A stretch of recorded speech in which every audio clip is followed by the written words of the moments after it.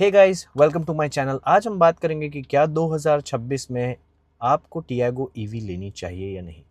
और ये वीडियो जो है मैं एक रिव्यूअर की तरह नहीं पर एक कार ओनर की तरह बनाने वाला हूँ, क्योंकि मेरे पास में जो है टियागो ईवी है और मैंने उसे 18,000 किलोमीटर चला लिया है पिछले एक साल में। अ, सबसे पहली बात, रीज़न टू बाय। मैंने टियागो ईवी क्यों खरीदी? मैंने इसलिए खरीदी क्योंकि मेरे पास में ऑलरेडी जो एक है सेल्टॉस का जो है G T x plus diesel automatic variant था, जिसकी जो एवरेज डेली रनिंग जो है वो 80 to 100 किलोमीटर्स की है। एंड मुझे ऐसा कहीं ना कहीं फ़ील हुआ कि जो मेरा जो एवरेज मंथली फ्यूल कॉस्ट है वो बहुत ज़्यादा हाई जा रहा है, और वो इतना हाई जा रहा था in the range of 20 to 25,000। सो मैंने सोचा कि क्यों ना मैं कोशिश करूँ कि एक ईवी का जो दौर चल रहा है, 2025 जनवरी की मैं बात कर रहा हूँ, क्यों ना उस एरा में एंटर हुआ जाए। और वो बहुत सही टाइम था कि मार्केट में ईवी की जो है डिमांड भी बढ़ रही थी एंड काफ़ी सारी नई नई चीज़ें हो रही थी 2024-25 में। सो दैट इज़ वाई मैंने जो है डिसाइड किया कि अब मैं टियागो ईवी लूँगा टू सी कि क्या मैं जो है अपना फ्यूल कॉस्ट जो है, जो मुझे डीजल में एवरी मंथ लग रहा है, उसे कट कर कर पाता हूँ, या जो है ईवी मेरे लिए, क्या ईवी जो है मेरे लिए सही कार है या नहीं। ये सारी चीज़ें जो हैं सोचकर मैंने फाइनलाइज़ किया था कि मैं टियागो ईवी खरीदूँगा।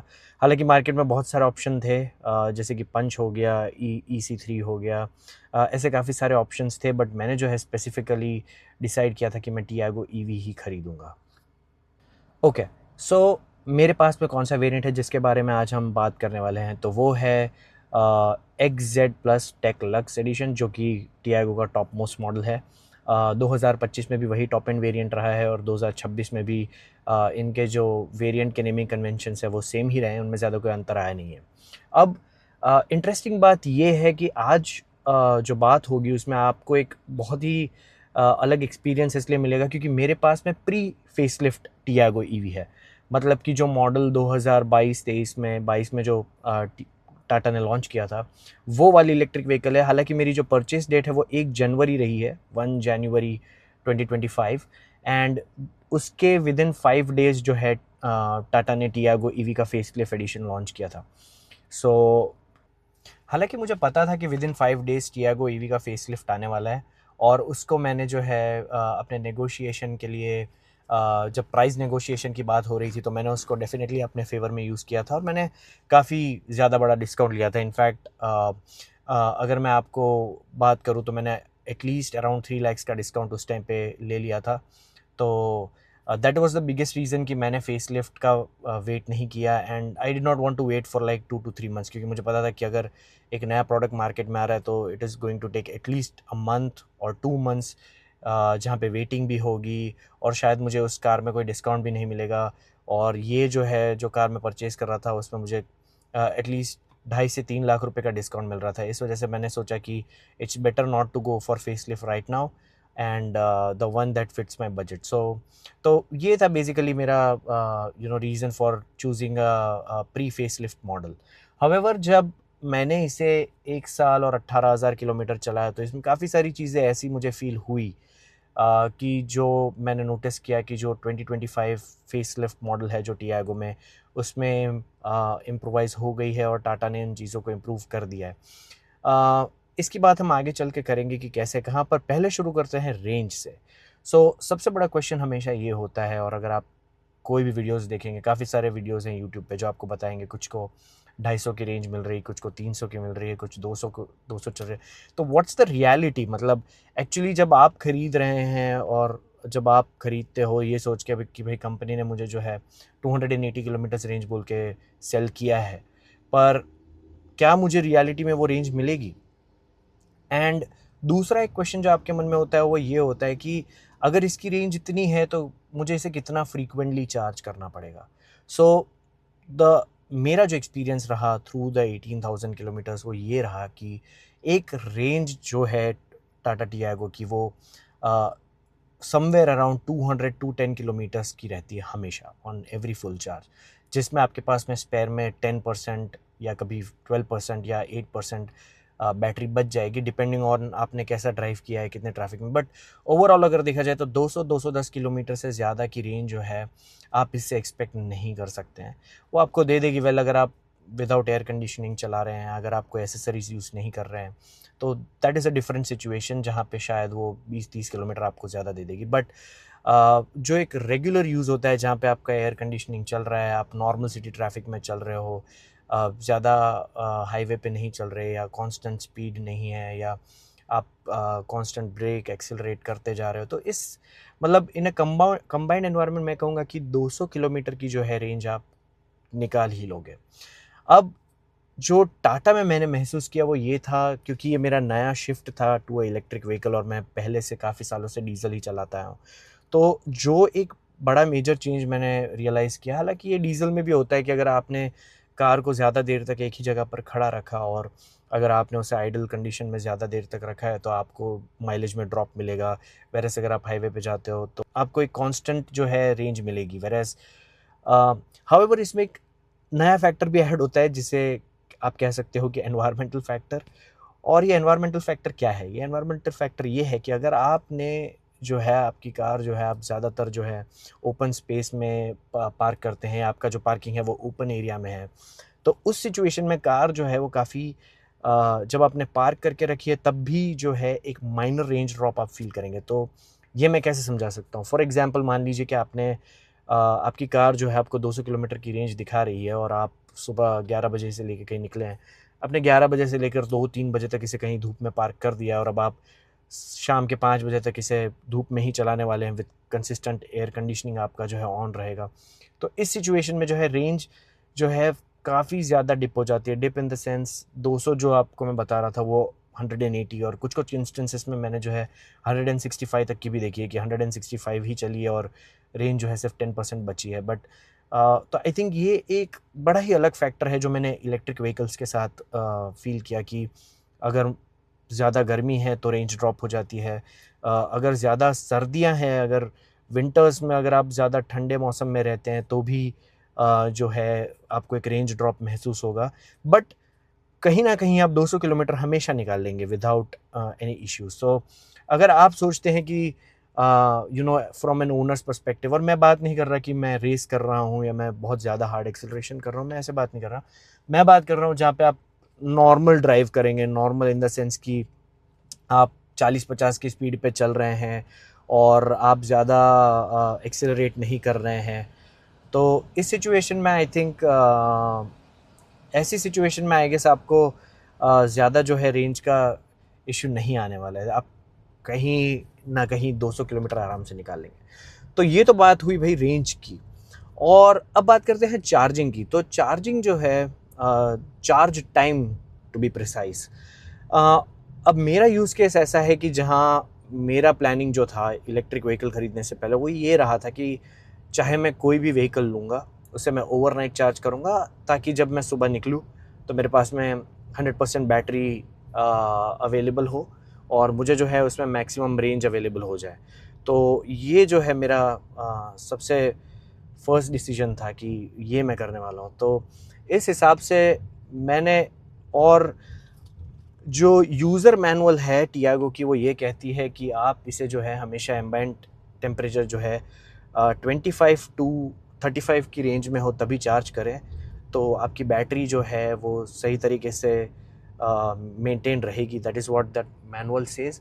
तो मेरी ट्राई रहती थी कि मैं हमेशा उसे ओवरनाइट ही चार्ज करूँ, और मेरा एक्सपीरियंस ये रहा है कि अगर 10% से 100% मुझे चार्ज करना होता है उसे फ्रॉम स्लो चार्जर, जो कि है आपका 3.3 किलोवाट चार्जर, जो आप जिसे आप पोर्टेबल चार्जर भी कहते हैं, और जिसका एक बॉक्स जो है टाटा आपके घर पे आके लगा के जाते हैं जैसे आप कार परचेस करते हैं उसके बाद।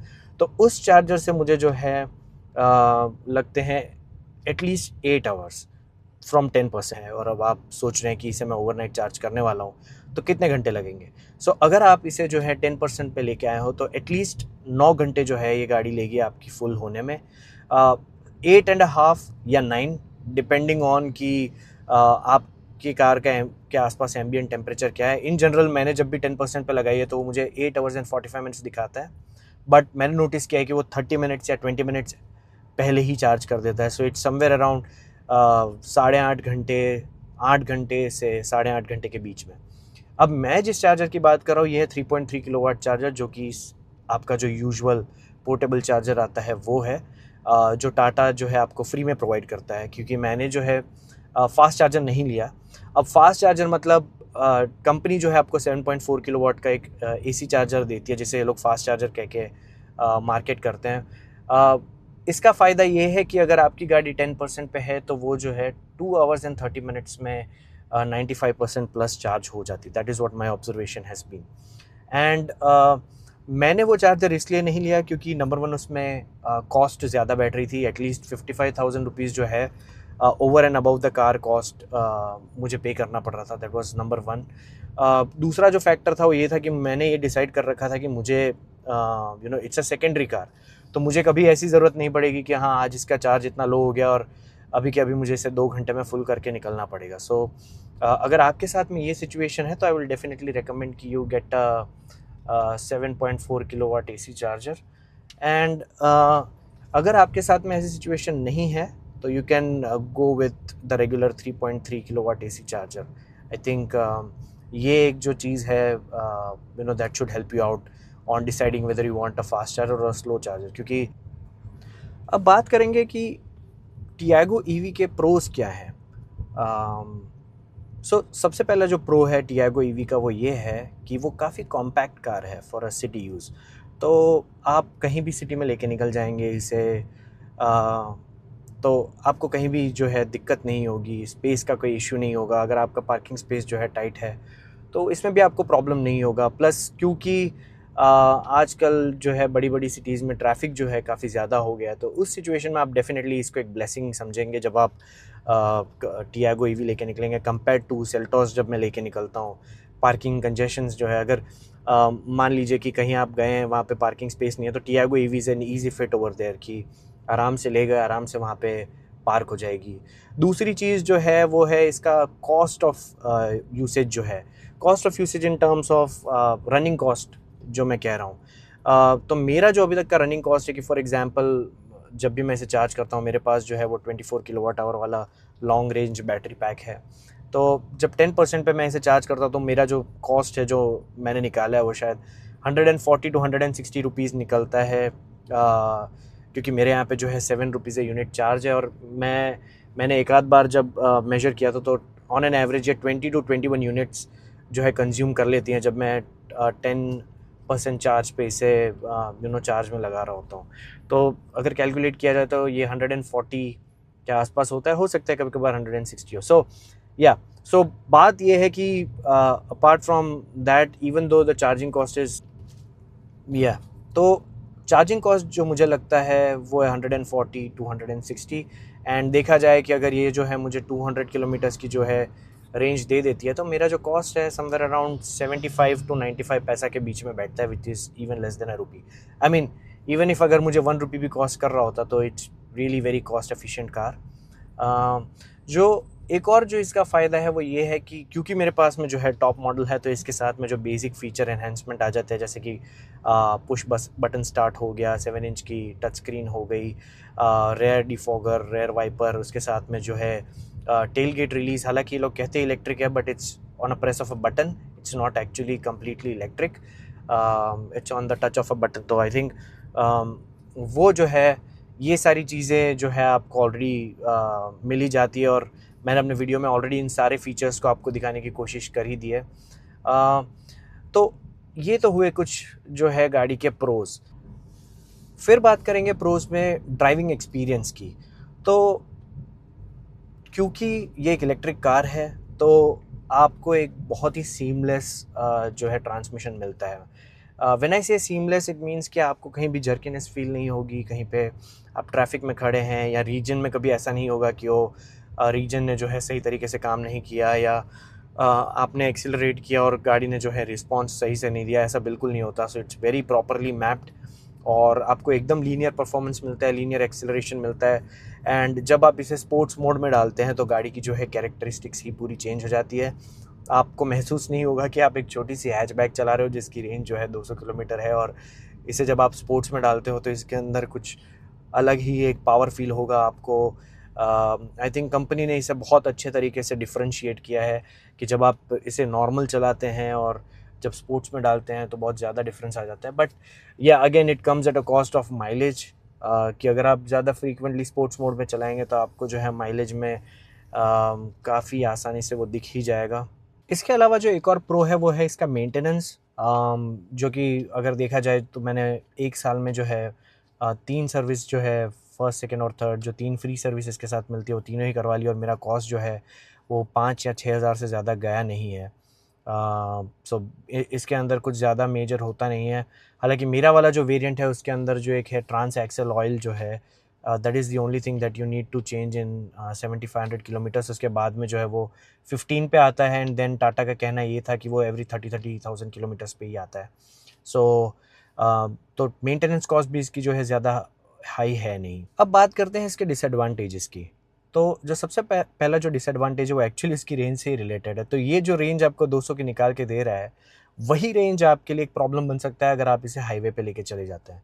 और इवन दो आप इसे सिटी में चलाते हैं, आप जैसे मेरा डेली रन जो है वो 60 to 100 किलोमीटर्स का रहता है, तो हमेशा in the back of my head एक इंस्ट्रूमेंट क्लस्टर पे नज़र रहती है कि इसकी बैटरी कितनी जो है बची है। इवन दो मुझे पता होता है कि हाँ 40-50% बची होगी, एंड जब फैमिली में भी कोई ले जाता है और वो जब देखते हैं कि इसमें 30% 35% ही बैटरी है, तो क्या हम लेके जाएं इसे। तो वो एक जो है एंग्जाइटी जो है इस कार के साथ में, टियागो ईवी के साथ में रहती है। बट दो आपका अगर सिटी यूसेज है तो आप इतना ज़्यादा इसे महसूस नहीं करेंगे, बट अगर आप हाईवे पे जा रहे हैं तो आप बिल्कुल ये महसूस करेंगे कि चार्जर कब आएगा। आई think that's a question that you will always have in the back of your mind.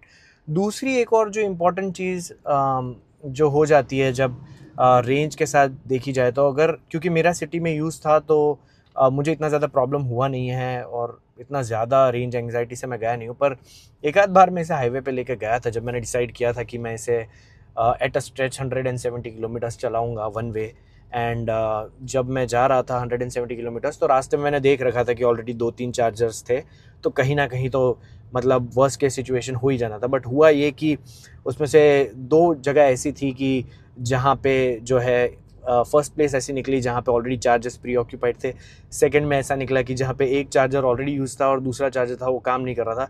But fortunately जो तीसरा चार्जर था वो मुझे मिल गया था, एंड तीसरी जगह थी वहाँ मुझे चार्जर मिल गया। एंड वहाँ पे जो है मेरी कार में ऑलरेडी 15% या 17% ही बैटरी बची हुई थी, तो मैं थोड़ा स्ट्रेस में ज़रूर आ गया था कि काफ़ी कम बैटरी में मैं पहुँच गया। बट ऐसा नहीं हुआ था कि मैं कहीं खड़ा रह गया। आई मीन बट या what I am intending to say is कि आपको जो है काफ़ी प्लानिंग करना पड़ेगा इस कार के साथ में अगर आप इसे हाईवे ट्रिप पे जाते हैं बहुत ज़्यादा फ्रीक्वेंटली। हाँ, अगर आपका डेली रनिंग जो है 50 to 100 किलोमीटर्स है, या मान के चलिए चाहे 150-180 किलोमीटर्स इन अ डे आप ट्रैवल करना चाहते हैं, ये कार आपको आराम से ट्रैवल करने देगी। बस आपको ओवरनाइट इसे फिर से चार्ज में लगा देना है, and next day morning it's ready to rock. So I think that's range anxiety is जो है टियागो ईवी के साथ में बहुत ज़्यादा हाई रहती है। So that's the first disadvantage of it. Second one जो मेरे लिए है, क्योंकि even though it's a secondary car, but हम लोग फैमिली के साथ में ट्रैवल करते हैं, and if you have kids in your house, तो अगर आप जैसे बच्चों को कहीं ले जाते हैं तो आप हमेशा बच्चों का सामान जो है डिक्की में थोड़ा सा रखते हैं as a part of emergency backup. तो मैंने भी कुछ चीज़ें डिक्की में डाल रखी है बच्चों के हिसाब से। तो इसके अंदर ऑलरेडी जो बूट स्पेस है वो 240 लीटर्स ही है, और थोड़ा अगर छोटा मोटा भी आप अगर बैग एक तरफ रख देते हैं तो आपके पास में ज़्यादा स्पेस बचता नहीं है। सो आई विल से कि इट्स जस्ट अ कार कि जहाँ पे आप जो है आपकी बेसिक नेसेसिटीज़, जैसे आपको ग्रोसरी शॉपिंग करना है और छोटे मोटे आपने बैग्स रख लिए, या कोई गेस्ट आ रहा है और आपने एक आध बड़ा बैग पीछे डिक्की में डाल लिया और बाकी के बैग आपने सीट पे एडजस्ट कर लिया, तो चल सकता है। बट इन जनरल जो है बूट स्पेस एक बहुत बड़ा लिमिटेशन हो जाता है इसके अंदर। साथ में इसके अंदर जो है स्पेयर व्हील भी नहीं आता, तो it's because of the battery जो आपको इतना कम बूट स्पेस मिलता है। आई थिंक जो थर्ड डिसएडवांटेज है वो इसी से रिलेटेड है, एंड आई ऑलरेडी सेड कि इसके अंदर जो है कोई स्पेयर व्हील मिलता नहीं है आपको। हालांकि टाटा ने जो है इसके साथ में एक लिक्विड दिया हुआ है अलॉन्ग विद अ पंप की, जिसे आप इमरजेंसी सिचुएशन में यूज़ कर सकते हैं। एंड आपकी कार में पंचर हो जाता है तो आप उस लिक्विड को यूज़ करके और उस पंप को यूज़ करके, उस मैकेनिज़्म से टाटा का कहना ये है कि आपको कहीं दिक्कत नहीं आएगी। हालांकि मेरे साथ में 18,000 किलोमीटर में ऐसा नहीं हुआ कि मैं कहीं रास्ते में जा रहा था और पंचर हुई थी और मुझे बीच रास्ते में गाड़ी ने खड़ा रख दिया हो। आजकल कार्स जो हैं वो ट्यूबलेस टायर्स के साथ ही मिलती है, तो इवन दो जो है उसमें कील वगैरह चली जाए तो भी वो 10-15 किलोमीटर तो चली जाती है। हालांकि I do not recommend you do that, it may damage your tyre, it may damage your RIMS, but what I do advice is, I mean like what I do feel is कि इतना बड़ा major problem हुआ नहीं है कि spare wheel नहीं था और मेरे लिए वो चैलेंज बन गया था। यस, तो नेक्स्ट जो डिसएडवांटेज है इसका वो चार्जिंग से ही रिलेटेड है। अगर मैं बात करूँ तो वो है चार्जिंग इंफ्रास्ट्रक्चर और चार्जिंग डिपेंडेंसी। कहने का मतलब, अगर आप एक बंगलो में रह रहे हैं तो आपके लिए चार्जर सेटअप जो है बड़ा ही आसान होगा, क्योंकि आपका जो डिस्टेंस बिटवीन योर चार्जर और आपका जो मीटर है वो काफ़ी कम रहेगा। तो आपको जो है टाटा को एक्स्ट्रा चार्ज नहीं देना पड़ेगा इंस्टॉलेशन के लिए। हाउएवर मेरे केस में, because I stay in an apartment और मेरा जो पार्किंग जो है वो बेसमेंट में है, तो टाटा और इलेक्ट्रिक कंपनीज़ जो हैं वो अपने स्टैंडर्ड्स को लेकर काफ़ी ज़्यादा स्ट्रिक्ट हैं और इनका कहना ऐसा है कि भाई आपको जो है 2.5 स्क्वायर mm का ही वायर जो है इसमें यूज़ करना पड़ेगा, अलॉन्ग विथ स्पेसिफिक एम्पियर की स्विचेस और वायरिंग ये वगैरह, ये सारी चीज़ें करनी पड़ती है। तो अगर आपका अपार्टमेंट आपको अलाउ करता है ये सब चीज़ें करने के लिए तो it's going to be easy for you, but अगर वहाँ अलाउ नहीं करते, या से फॉर एग्जांपल आपका जो distance to your parking from your meter room अगर वो 10 फुट से ज़्यादा है तो आपको पर स्क्वायर फुट कुछ 250-300 रुपये देना पड़ता है अगर आप टाटा से इंस्टॉल करते हैं। Otherwise they give you an option कि आप जो फ्री इंस्टॉलेशन है वहाँ तक आप एक MCB फिक्स करवा के छोड़ दीजिए एंड बचा हुआ जो है आप आफ्टर मार्केट इंस्टॉलेशन वायरिंग करवा सकते हैं। But I do not recommend that. I would recommend कि जब आप 10-12 लाख की गाड़ी खरीद ही रहे हैं तो आपको 8-10 हज़ार में सेफ्टी के लिए नहीं सोचना चाहिए।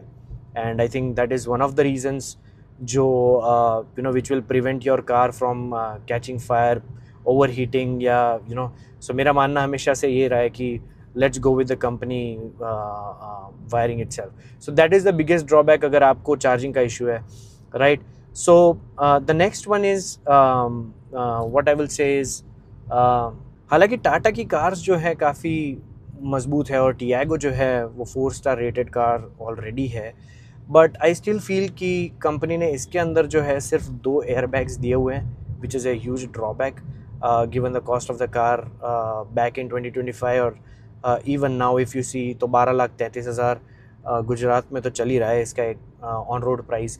तो इस हिसाब से देखा जाए तो 2 एयरबैग्स तो बहुत ही ज़्यादा कम हो जाते हैं। एंड इसके जो फीचर्स है, the model that I am referring two is mine, जो प्री फेसलिफ्ट वाला मॉडल है मेरा, तो उसके साथ अगर मैं कंपेयर करता हूँ तो काफ़ी ज़्यादा कम है। जैसे कि 7 इंच की ही स्क्रीन मिलती है, डिजिटल इंस्ट्रूमेंट क्लस्टर है वो आउटडेटेड हो चुका है। अगर आप पुरानी नेक्सॉन, पुरानी टियागो, पुरानी एल्ट्रोस, अगर इन सब गाड़ियों को देखें तो वो सारी एक ही लगती है, अंदर से तो आपको बैठ के सेम ही लगेगी। So these are some of the limitations I feel कि जो इसके अंदर भी वर्क करता है। एंड अच्छा, अब क्योंकि मैंने जो है वो प्री फेसलिफ्ट वर्जन लिया है तो ऐसी काफ़ी सारी चीज़ें हैं जो मैंने जब फेसलिफ्ट वेरिएंट इसका लॉन्च हुआ तो मैंने महसूस की कि टाटा ने क्या क्या इसमें एड्रेस किया है। तो आई थिंक बहुत ही छोटी सी चीज़ है और जो आपको शायद एक ओनर ही बता सकता है, वो है हिल होल्ड कंट्रोल जो इन्होंने 2025 फेसलिफ्ट में इंट्रोड्यूस किया। अब आप सोचेंगे कि हिल होल्ड कंट्रोल से क्या फ़र्क पड़ता है, but I think it's a very helpful feature. मेरी कार में वो जो है मिसिंग है। तो प्रॉब्लम ये होता है कि जब भी मैं ऐसे कहीं स्लोप पे या कहीं ट्रैफिक में उसे पार्क करता हूँ और जैसे ब्रेक छोड़ता हूँ तो कार जो है थोड़ा सा नेचुरली मोमेंटम के साथ में थोड़ी सी पीछे आती है और फिर आगे जाती है। एंड अगर आपने स्लोप में पार्क किया है और आप एक लर्निंग ड्राइवर हैं और आपको ऐसा लगता है वो मेरी कार पीछे जा रही है और अगर आप इसे रैपिड एक्सेलरेट करेंगे तो इसके टायर जो है वो स्किड भी कर जाते हैं कभी कभार, ऐसा काफ़ी बार हुआ है। तो आई थिंक इन्होंने बहुत अच्छी चीज़ इंट्रोड्यूस की, वो थी हिल होल्ड कंट्रोल। दूसरी जो चीज़ मुझे जो फेसलिफ्ट कार के अंदर जो 2025 फेसलिफ्ट के अंदर अच्छी लगी वो ये थी कि इन्होंने जो है सेंटर में जो टच स्क्रीन है उसको बेहतर कर दिया, उसे 10.25 इंच में कन्वर्ट कर दिया। इनफैक्ट जो इंस्ट्रूमेंट क्लस्टर की जो मैं डिसएडवांटेज आपको बता रहा था कि वो सेम ही लगते हैं चाहे सभी गाड़ियों में, वो भी इन्होंने जो है टियागो ईवी में अब चेंज कर दिए हैं, तो वो आपको काफ़ी अच्छा एनहेंस्ड लुक देती हैं और आपको एक अच्छी फीलिंग आती है जब आप इस कार में बैठते हैं। एक और मैं ऐसा कहूँगा कि आई एम नॉट श्योर कि इन्होंने टाटा ने ये चीज़ क्यों की है, पर मैंने जो नोटिस किया वो ये है कि इन्होंने फेसलिफ्ट 2025 में से जो है फॉग लैम्प ही रिमूव कर दिया है। इनका कहना ऐसा है कि you know I mean that is going to save some power, और वो शायद आपको 10-12 किलोमीटर ज़्यादा रेंज दे देगा। मेरे हिसाब से हो सकता है 200 की जगह 220 चल जाए, but I think fog lamp is a good to have you know addition from the showroom itself. क्योंकि हालांकि मैं ऐसे एरिया में रहता हूँ जहाँ पे फॉग ओकेजनली होता है विंटर्स में, and it's not a frequent issue. But अगर आप नॉर्थन साइड रहते हैं ऑफ द कंट्री, तो हो सकता है कि आपको फॉग लैम्प जो है ज़्यादा काम आएंगे और आप उसे ज़्यादा मिस करेंगे। बट ओवरऑल इतना बड़ा कोई डील ब्रेकर नहीं है, but I am still not sure why would Tata remove that feature from Tiago EV facelift. एक और चीज़ जो मैंने नोटिस की वो ये है कि टाटा ने जो इसमें ऐड कर दी वो है उनका डिजिटल स्टीयरिंग, जो इल्यूमिनेटेड लोगो के साथ में मिलता है। दिखने में काफ़ी अच्छा है, एंड आई फेल्ट कि it's very nice. So looking at that aspect, I think Tata has done a good job. Now, should you buy a Tiago in 2026? So I'll make it very simple for you, मतलब बड़ा आसान कर दूंगा आपके लिए कि अगर आप जो है डेली 50 to 100 किलोमीटर्स चलाते हैं, एंड आपको जो है बूट स्पेस एक बहुत बड़ा इश्यू नहीं है, और आप ज़्यादा फ्रीक्वेंटली जो है बूट स्पेस में सामान नहीं कैरी करते हैं, और आपके पास में कॉम्पैक्ट पार्किंग स्पेस है, ज़्यादा स्पेस नहीं है, एंड आप बड़े कंजेस्टेड इलाकों में जाते हैं, आपकी ड्राइविंग जो है बहुत ज़्यादा कंजेस्टेड इलाकों में होती है, तो आप आंखें बंद करके टियागो ईवी ख़रीद सकते हैं। इनफैक्ट 2026 मॉडल जो है फेसलिफ्ट जो आने वाला है अभी जो नेक्स्ट, इसमें जो है मेरी टाटा वालों के साथ में बात हुई थी, उनका कहना ये था कि इसके अंदर कुछ चीज़ें जो मिसिंग मैं फील कर रहा था, जैसे कि 360 डिग्री कैमरा हो गया, which can be a very helpful aid to a learning driver, तो वो जो है इंट्रोड्यूस होने वाला है। They are going to change the front bumper, the rear bumpers, they are also going to add sunroof. हालांकि सनरूफ इज़ लाइक अ, क्या बोलते हैं, it's a mixed opinion for me. I feel कि मुझे अच्छा लगता है, तो I always keep the slider open, but I never keep the glass pen open. But मुझे सनरूफ पसंद है, so I would definitely vouch for that. But you tell me whether you like sunroof or you don't like sunroof. I mean, would you buy a car with a sunroof or would you just leave it? I mean, looking at the weather and things, I think आजकल की गाड़ियों के air conditioning बेहतर आते हैं, तो that's a separate debate to be done. All right, cool. So I think you can go for a 2026 Tiago EV. Like I said, अगर आपका यूज़ केस ये है।